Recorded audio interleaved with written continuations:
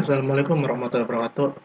Anak-anak, ini Pak Haji akan bagikan kisi-kisi untuk tema 6 bagian 2. Jadi nanti silakan perhatikan baik-baik videonya. Kemudian sambil menonton video ini, usahakan sambil mengerjakan soal. Karena mungkin di dalam video ini terdapat jawaban untuk beberapa nomor soal.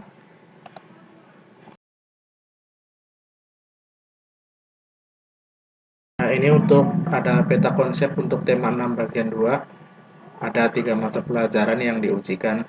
Salah satunya ini mengisi tentang ada makna proklamasi untuk IPS, IPA-nya adalah masa pubertas, dan SPK-nya untuk tentang reklame, tari dan alat musik tradisional, kemudian interval nada atau birama.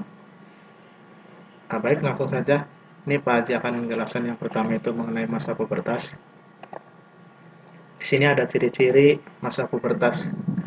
Nah, ini ada 8 ciri-ciri yang terjadi pada laki-laki dan perempuan, tapi tidak semuanya terjadi pada laki-laki maupun perempuan, tapi hanya ada beberapa yang terjadi pada keduanya. Nah, ini adalah beberapa contoh. Nah, untuk nomor 4 ini mungkin jampang itu mungkin masih ada yang bingung. Jampang itu ada rambut yang di sebelah telinga, nah itu namanya jampang. Kemudian ada janggut atau jenggot. Nah, nah ini ada jakun di leher sudah nampak membesar. Ya, jakun itu ya seperti tulang. Kemudian kalau anak perempuan ini sudah akan mengalami masa menstruasi yang terjadi pada usia 10 sampai dengan 15 tahun. Kemudian sikap yang benar dalam menyikapi masa pubertas itu diantaranya adalah yang sudah pernah Pak jelaskan, ada mendekatkan diri kepada Tuhan Yang Maha Esa, kemudian selalu berpikir positif, berteman dengan teman yang baik, ya kemudian ada membaca buku-buku sesuai dengan yang diperlukan. Nah, itu adalah cara menyikapi masa pubertas. Nah, kemudian ada merawat badannya supaya tetap bersih. Nah, itu adalah contoh-contoh atau sikap-sikap yang harus kita terapkan ketika memasuki masa pubertas. Karena di mana masa pubertas ini adalah proses di mana masa pubertas itu merupakan masa transisi dari masa anak-anak menuju ke masa remaja. Nah, jadi seperti itu. Nah, kemudian kita lanjutkan lagi ke IPS mengenai makna proklamasi.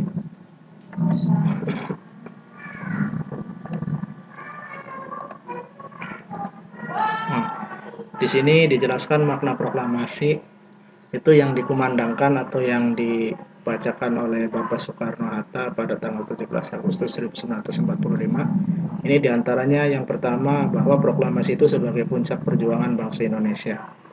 Nah, jadi proklamasi itu bukan hadiah dari bangsa Belanda atau hadiah dari bangsa Jepang atau hadiah-hadiah dari negara lain yang sudah menjajah, tapi ini merupakan perjuangan bangsa Indonesia. Kemudian merupakan awal terbentuknya NKRI.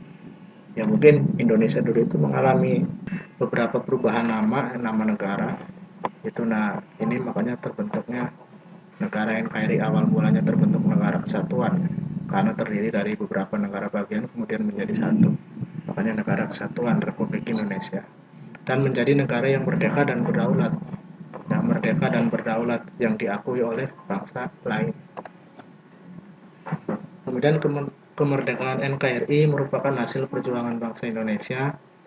Nah, di sini dijelaskan salah satu cara untuk mempertahankan kemerdekaan adalah ya kalau sebagai pelajar ini ada belajar dengan giat, tekun dan rajin belajar.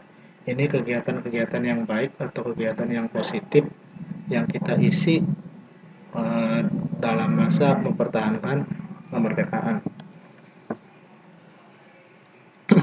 Kemudian apa sih makna proklamasi? Nah, makna proklamasi itu yang pertama adalah perubahan hukum kolonial menjadi hukum nasional.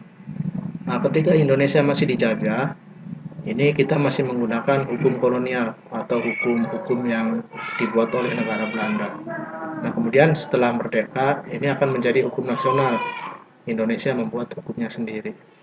Dan menuju pintu gerbang kemerdekaan, kemudian puncak sebagai bentuk atau sebagai puncak perjuangan bangsa Indonesia.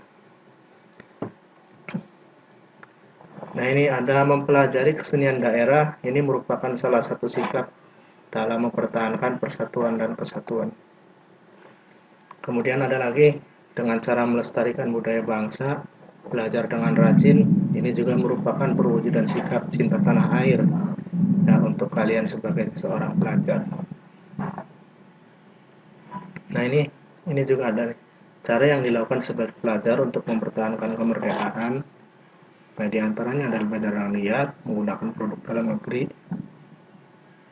dan melestarikan budaya asli. Ya, di sini ada menggunakan produk dalam negeri.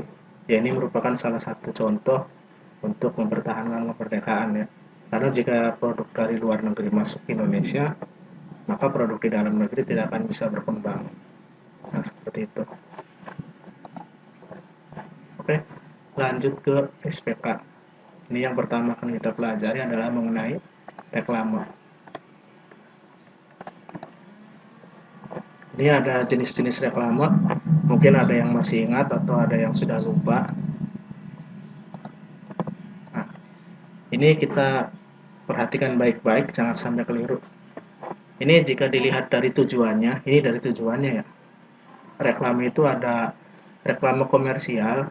Kalau tujuan dilihat dari tujuannya, ada reklame komersial bertujuan untuk mencari uang, dan reklame non komersial dibuat tapi tidak untuk mencari uang. Nah, jika dilihat dari sifatnya, kalau yang tadi tujuannya, sekarang sifatnya. Ini reklame terdiri atas reklame peringatan, reklame ajakan, dan reklame penerangan. Bisa peringatan bencana, bisa peringatan wabah penyakit, atau ajakan untuk hidup bersih. Nah, itu ada yang ada sifat reklame. Nah, kemudian ada lagi, jika dilihat dari jenisnya, nah kalau ini dari jenisnya nih. Reklame ada reklame audio, reklame visual, dan reklame audio visual. Ini jika dilihat dari jenisnya.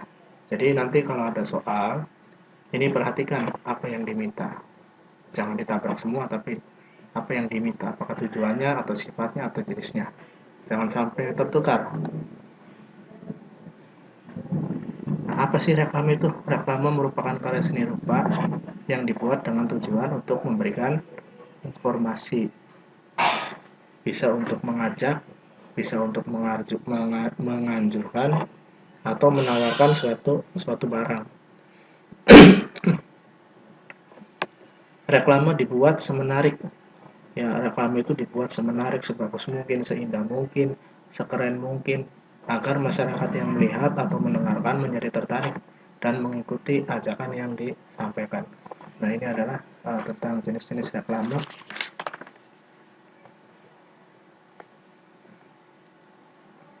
Nah, kemudian kalau dilihat dari pemasangannya, reklame itu ada yang di dalam dan ada yang di luar ruangan.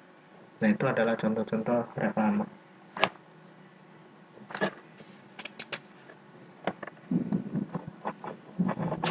Baik, lanjut.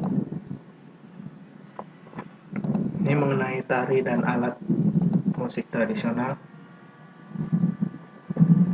Ini kita ke alat musik tradisional dulu.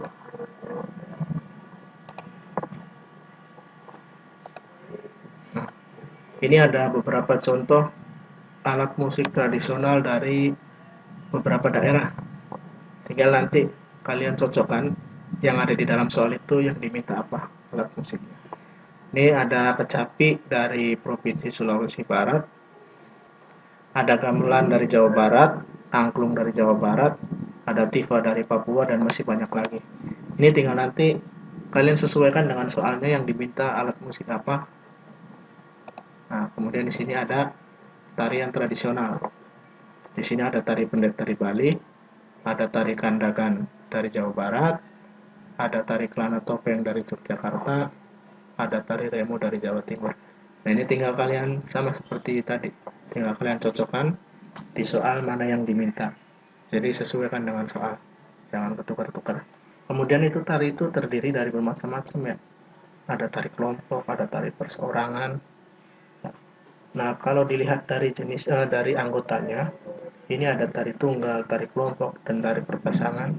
Ini merupakan jenis tarian yang dilihat berdasarkan apa, ya seperti itu. Jadi nanti jangan sampai tertukar pertanyaan dengan jawaban. Nah, kemudian mengapa kita harus melestarikan tarian daerah? Mungkin anak-anak sekarang sudah lupa dengan tari-tarian daerah ya, tapi padahal kita sebagai warga negara Indonesia harusnya melestarikan tarian daerah, khususnya daerah yang ada di wilayah kita, supaya tarian daerah kita lebih dikenal, ya lebih dikenal oleh orang lain atau bangsa lain, seperti itu. Nah, kita kembali lagi. Ya. Selanjutnya ada interval nada. Nah, ini kemarin yang sudah dihafalkan. Ya, jadi kalau melihat not balok seperti ini pada sebuah lagu, ini diperhatikan. Ya, di sini ada judulnya Aku Cinta Lingkungan, ada pengarangnya Uli Hari Rusadi, kemudian nadanya C sama dengan Do, dan ketukan biramanya 2/4. Ini harus kalian pahami, jadi harus jeli ketika melihat soal seperti ini. Kemudian lanjut. Nah, ini ada 8 interval nada ya, yang sudah pernah Pak Haji jelaskan. Ini ada 8, nama intervalnya ada prime, second, third, quarter, quint, ya dan seterusnya. Kemudian ada jarak nadanya dan ada interval nadanya. Nanti tergantung yang diminta soal. Jadi nanti yang diminta soalnya apakah interval nada, berarti jawabannya C sama dengan C, C sampai D, C sampai E. Nah, itu namanya interval nada. Kalau jaraknya, kalau yang di soal yang diminta jarak nada itu 0, 1, 2, 2,5, 3,5 dan seterusnya, itu jarak nada. Tapi kalau yang diminta nama interval, ya namanya ada prime, ada second, ya jadi seperti itu. Ini jangan sampai tertukar-tukar. Ya, ya sekian dulu untuk kisi-kisi tema 6 bagian 2. Semoga kisi-kisi ini bisa membantu kalian mendapatkan nilai yang baik dari nilai kemarin. Atas perhatiannya, Pak ucapkan terima kasih. Assalamualaikum warahmatullahi wabarakatuh.